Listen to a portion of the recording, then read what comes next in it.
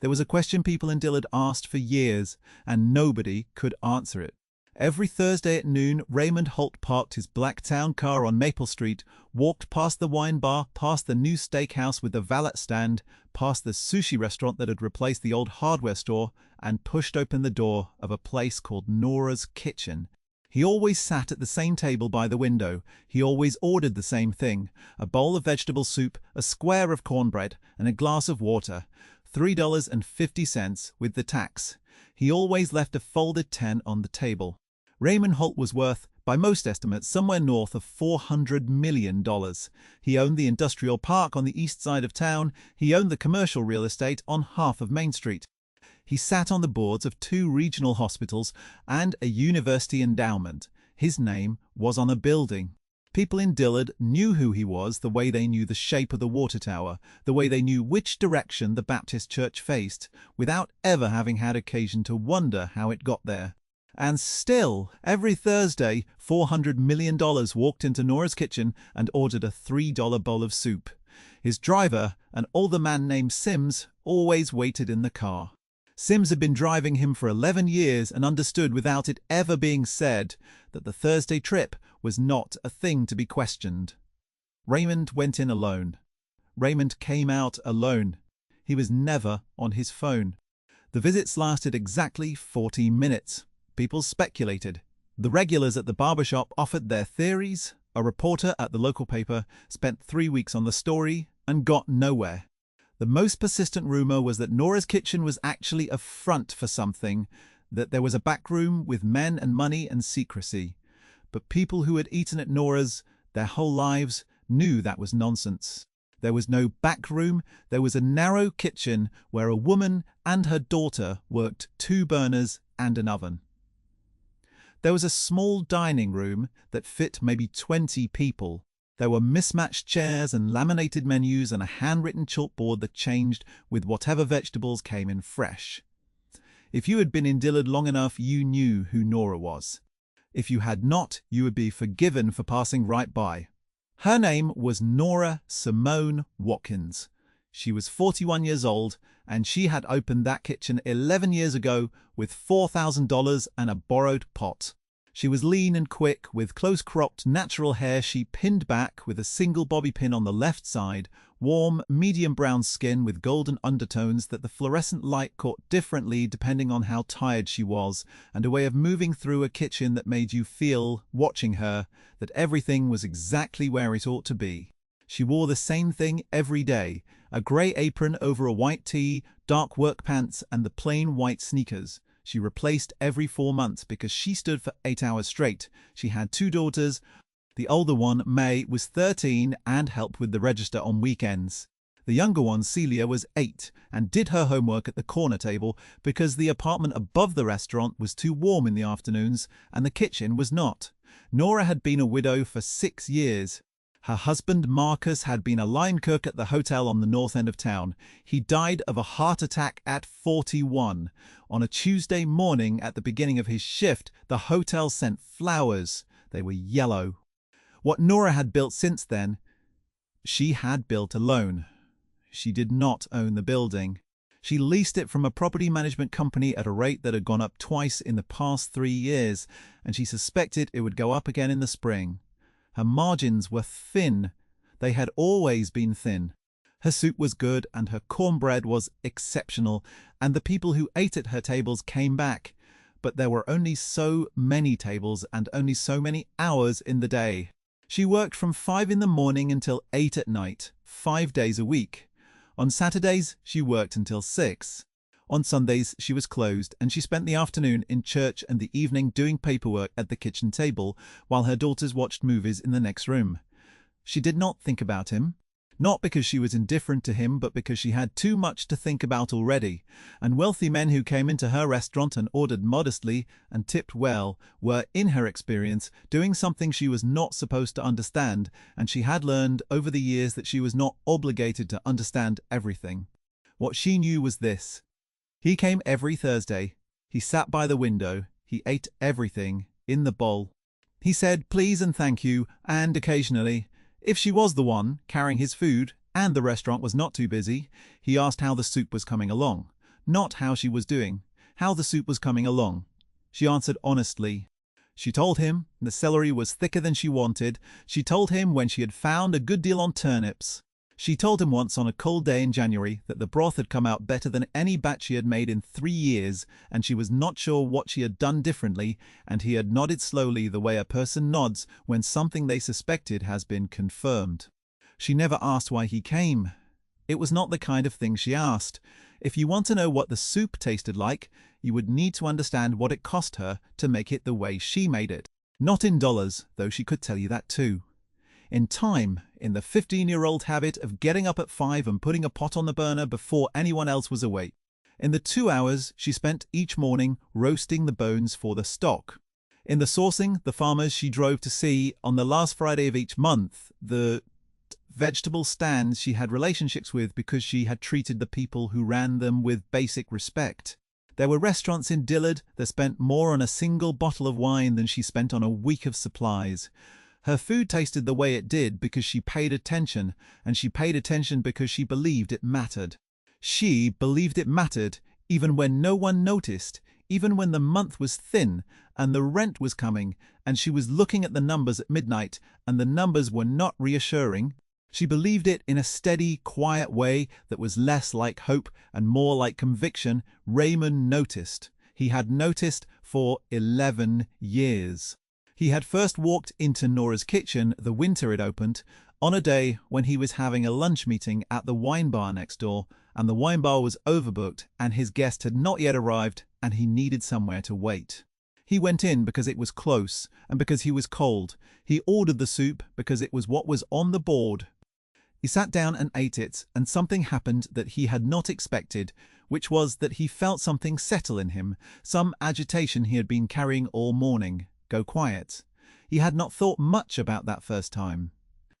He went back 2 weeks later because he was curious, and the soup was the same. He went back the week after that because by then it had become the thing he did. The 1 hour of the week that was not scheduled by his assistant and not connected to anything he owed anyone. He sat by the window and ate the soup and watched Maple Street, and for 40 minutes he was just a man eating lunch. What he did not know that first winter was that the woman making his soup had been awake since 4:30 that morning because her daughter had a fever of 101, and she had spent 2 hours deciding whether to open the restaurant or stay home, and she had opened it because she could not afford not to. He did not know that the pot she used had a warped lid and a handle she had welded back twice. He did not know that 3 of her 6 tables were occupied by regulars who paid $6 for soup and cornbread and stayed for 2 hours, and she kept their coffee cups full because she was that kind of person. He did not know any of that for a long time. And then, slowly, the way you learn a neighborhood by walking it in all kinds of weather, he began to... He learned that the daughter with the fever was Celia, who had a tendency to get sick in November and bounce back by December, and who had, when she was 5, once walked up to his table without any preamble and told him that his shoes were very clean. He had looked at her, he had looked at his shoes, he had told her he polished them on Sundays. She had considered this and said that was probably good, and walked back to her table. He learned that the older daughter, May, was in the gifted program at her school and wanted to be a veterinarian and had strong opinions about the relative intelligence of different dog breeds that she shared freely if you asked and sometimes if you did not. He learned that Nora had been widowed young, that she had built the restaurant herself, that she leased the building and the lease made her nervous, that her margins were as tight as she let show in the months when the soup changed and the portions grew slightly smaller and then grew back as the month turned. He did not learn any of this because she told him. She did not tell him. He was observant and he had been watching a long time. What she knew about him by the end of the 2nd year was that he was careful. He was not performing. A man who eats $3 soup for 2 years in a restaurant where nobody is watching him is not performing. 1. He was also, she had decided, sad in a specific way that had nothing to do with the soup, that he carried in through the door every Thursday and did not entirely put down before he left. She had learned not to name it. She had her own weight. She learned not to name that either. The winter that changed things was 11 years in. The February before it happened, the property management company sent a letter. The letter informed Nora that her lease would not be renewed when it expired in September. The building had been sold to a development group. The development group had plans for the space. Those plans did not include Nora's kitchen. She read the letter on a Thursday morning before she opened. She read it twice. Then she folded it and put it on the shelf above the stove, where she kept her licenses and her insurance documents, and she went and put the pot on, and she made the soup. She did not tell May right away. May was in the middle of her semester and had a project due, and Nora did not want the thing to live in her daughter's head while she was trying to do schoolwork. She told her mother, who lived 40 minutes away, and drove in on a Sunday afternoon and sat at the kitchen table and held Nora's hand for a long time without saying much. She told her friend Darlene, who ran the alteration shop 2 blocks over, and Darlene said what she always said in a crisis, which was that they needed to find out who they could talk to. And then she made some calls and found out that the development group was a subsidiary of a real estate holding company, and that the holding company had an address in the city but no local face. There was no one to appeal to. The thing was decided. 9 years of building.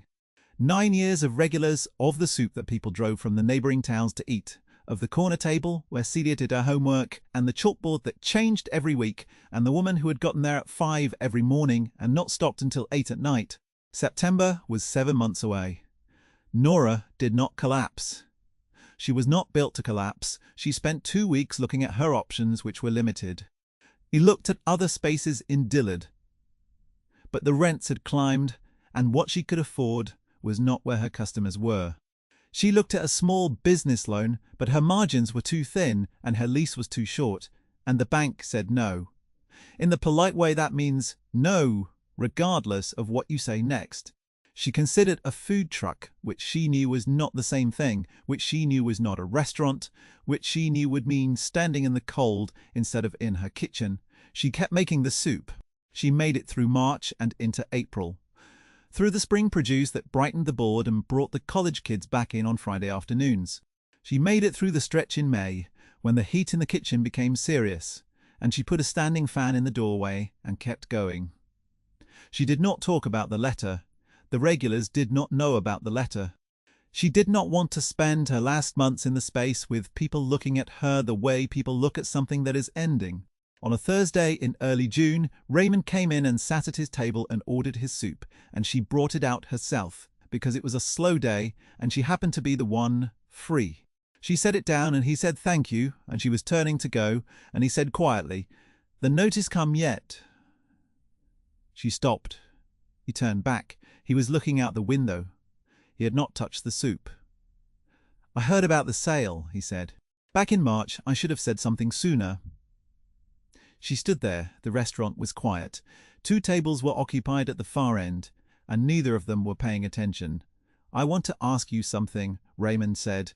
He finally looked at her. His eyes were steady and a little tired. "That soup, the broth you make, you started the night before." She said she did. She said she put the vegetables on to roast before she locked up and let them cool overnight, and then she got up early and pulled the stock and let it reduce while she did the prep. He nodded. "I've eaten a lot of meals in my life," he said. "Expensive ones, in places you'd know the names of." He paused. "I keep coming back because I've never had anything that tasted like somebody made it on purpose." She did not say anything. "I'd like to buy this building," he said. "Not as a favor, as an investment. But I want to make you a proper offer on the lease first, if you're willing. Long term. I've already talked to the development group. They'd sell." She stood very still. The kitchen behind her was silent. Outside on Maple Street, a delivery truck was idling. "Why?" she said. "Because I've been eating your soup for 11 years, he said. "And because the best things I've seen people build in this town I've watched disappear, because nobody with money thought they were worth holding on to. I'm tired of watching that." She did not cry right then. She would later, in the back, with her hand over her mouth so nobody would hear her. Right then, she said, "I need to have my lawyer look at anything you put in front of me." He said that was exactly the right answer. If you want to know what happened between June and September, the short version is that Raymond purchased the building on Maple Street through a holding structure that gave Nora Watkins a 15-year lease at a fixed rate she could sustain, with a right of first refusal if the building ever went back on the market. The longer version involves a real estate attorney, a lot of paperwork, and one afternoon when Nora sat in Raymond's office on the 6th floor of the building that bore his name and went through every paragraph with a lawyer named Celestine Webb, who had been recommended by Darlene's cousin and who read documents the way a surgeon reads scans. Celestine asked all the questions Nora would not have known to ask. Raymond answered each one. When Celestine said she needed a week to review the full terms, Raymond said that was fine. When Nora said she was not comfortable signing anything she did not fully understand, he said he would not expect her to. When the revised terms came back with 3 changes Celestine had requested, his office accepted all 3. On a Wednesday afternoon in late August, Nora signed the lease. She sat at the same table where she did her paperwork every Sunday evening. The one closest to the window, with the stack of documents Celestine had walked her through and a pen she had borrowed from the counter. May was doing homework at the other end of the table. Celia was asleep on the couch in the back room. The kitchen was quiet. She put the pen down and looked at the paper for a moment. Then she looked out the window at Maple Street. She thought about Marcus. She thought about the morning she had told him she was going to open a restaurant and how he had looked at her with a particular expression that was not skepticism and was not pure belief but was something in between, something that said he knew her well enough to know she would do it and he wasn't sure he had fully processed the size of it yet. She thought about how he had driven her to the restaurant supply place on a Saturday to pick up the pot. He had loaded it into the back of the car himself. She folded the copy of the lease and put it in the envelope Celestine had given her and set it on the shelf above the stove. Next to the notice from February that she had never thrown away, she opened on Thursday as usual. Raymond came in at noon. He sat at the table by the window. He ordered the soup and the cornbread. She brought it out herself. She set it down. He said, "Thank you." She said, "You're welcome." She started to turn. "Nora," he said. She turned back. He was looking at the bowl. "I want you to know," he said, "that I didn't do this because I thought you needed saving." He paused. "I did it because I didn't want to keep sitting here watching something that deserved to last be treated like it didn't matter." She said, "I know." He picked up his spoon. She went back to the kitchen. Have you ever had something in your life that you built with your hands, that you gave a decade to, that asked you to get up before dawn and keep going past dark and not complain about any of it? Have you ever done that work in a room where nobody knew what it cost you? If you have, then you understand what it meant that someone did. The October after the lease was signed, the development group's project broke ground 2 blocks over in a former parking lot that had already been leveled for the purpose. The restaurant on Maple Street was not in anybody's way. It had just been in the path of something larger than its owners, and now it was not. The chalkboard outside read turnip and sweet potato, today's special. Darlene came in on a Thursday and ordered the soup and said it tasted better, and Nora told her it was the same recipe. And Darlene said maybe that was why May took the register while Nora cooked. Celia sat at the corner table with a spiral notebook and worked on a report about mammals. The question people asked, once the story got out, was why Raymond had waited so long. If he had been coming for 11 years, if he had known the lease was precarious long before the letter came, why had he not done something sooner? He answered that question once to a reporter from the paper, who cornered him at a civic dinner in November.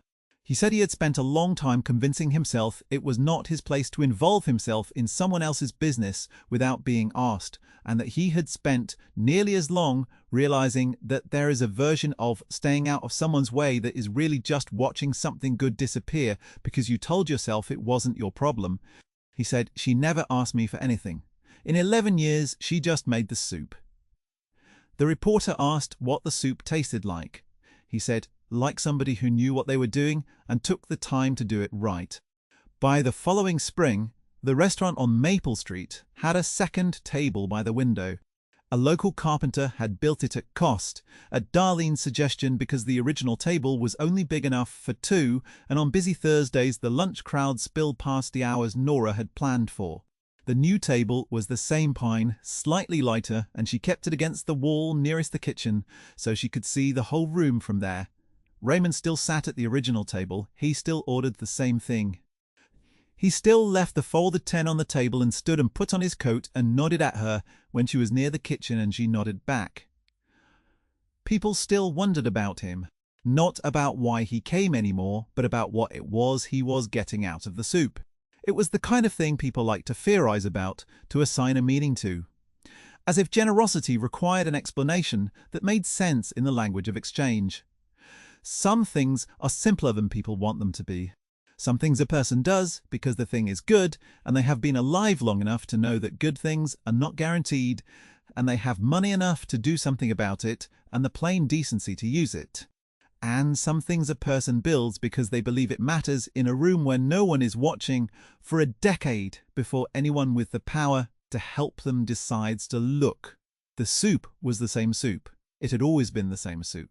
Hot and deep and roasted and made with care in a kitchen on Maple Street by a woman who had gotten up before dawn to put the pot on. Celia turned 9 that March. She celebrated at the corner table with a small cake Darlene brought over, and 3 of her school friends and her grandmother, who had driven in from 40 minutes away and sat in the chair that had always been hers. May took a picture. In the picture, Celia is looking sideways at the cake with an expression of complete satisfaction, and the window behind her catches the afternoon light coming in off the street, and everything in the room is exactly where it ought to be.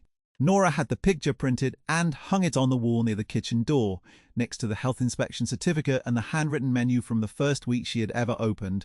It is still there, that's the story. Drop a comment below and tell me about someone you know who kept showing up, kept doing good work, kept the doors open when nobody was looking. I'd really like to hear about them. If this one moved you, there's another story waiting for you right on this channel.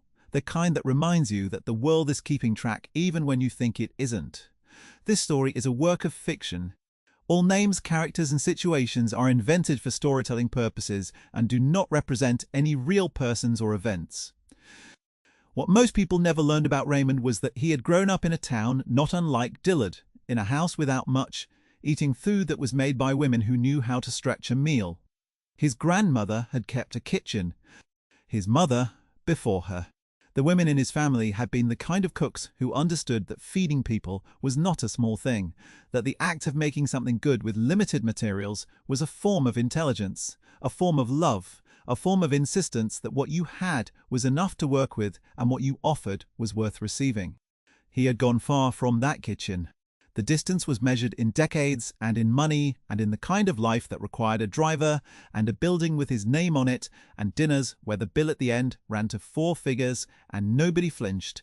He had eaten in Paris and in Tokyo and in the kind of New York restaurants where you did not make reservations so much as you secured them through a chain of courtesies that required knowing the right people. He had eaten food that had been thought about and theorized over and plated with the care of a surgeon. He had eaten food that had cost as much as what she made in a week. None of it tasted like someone made it on purpose. He had tried more than once to understand what the difference was. He was not a sentimental man. He did not romanticize poverty. He understood that the best ingredients and the best technique produce the best food. And he understood that excellent restaurants were excellent for reasons that could be analyzed and described and replicated within the proper parameters. He understood all of that. And still, when he sat at the table by the window on Maple Street and lifted the first spoon of the soup, something shifted in him that did not shift anywhere else. He thought about it for a long time before he understood it. What he finally decided was that she made the soup with the same degree of attention, whether the restaurant was full or empty, whether the month was good or thin, whether anybody noticed or not. The quality of the thing did not depend on whether it was being observed. That was, in his experience, rarer than it should have been. In his world, things were performed, food was presented, care was demonstrated for an audience. He had been in enough kitchens, both literally and otherwise, to know the difference between a thing that was good because someone was watching and a thing that was good because the person making it had decided once and for all that it was going to be good. He had built his own success on a version of that principle. He had spent his early years in a city that did not know his name and had worked in the way you work, when failure is not theoretical, when the cost of cutting a corner is something you will feel immediately and personally. He had learned the distinction between competence performed and competence practiced, and he had hired accordingly, and he had been right often enough that it had compounded over the years into the life he currently had. He recognized what she was doing because he had done a version of it himself long ago, and he knew what it cost, and he knew how seldom the world rewarded it in proportion to what it deserved. He had been watching for 11 years. He had told himself he was not in the business of involving himself.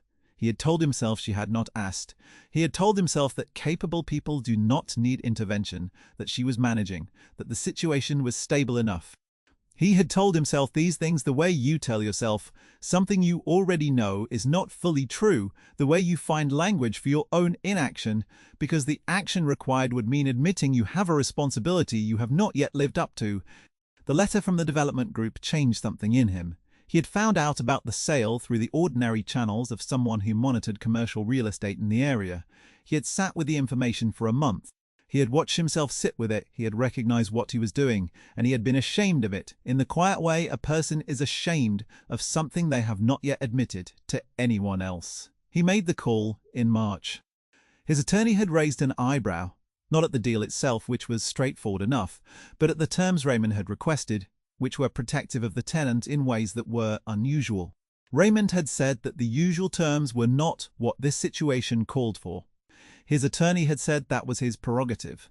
Raymond had said he was aware of that. He thought about telling her sooner. He thought about it through March and April and into the spring. He sat at the table every Thursday and ate the soup and watched her move through the kitchen and thought about how to say what he wanted to say without it sounding like something it was not. He did not want her to think he was performing generosity. He did not want her to think he was buying something. He did not want her to feel that she owed him anything, because she did not, because the 11 years of Thursday soup at $3.50 was worth considerably more than what the building was going to cost him, on a currency that could not be deposited, but that he had been spending down 4 years in ways he had not fully reckoned until he was sitting across from the possibility of her having to close. When he finally told her, on that Thursday in June, he had tried to say it plainly. He thought he had mostly succeeded. He had not expected her to ask why. He had prepared, in the private space of his own thinking, a version of an answer that was about investment and about civic responsibility and about the importance of preserving small businesses in a community where commercial real estate was pricing them out. All of those things were true.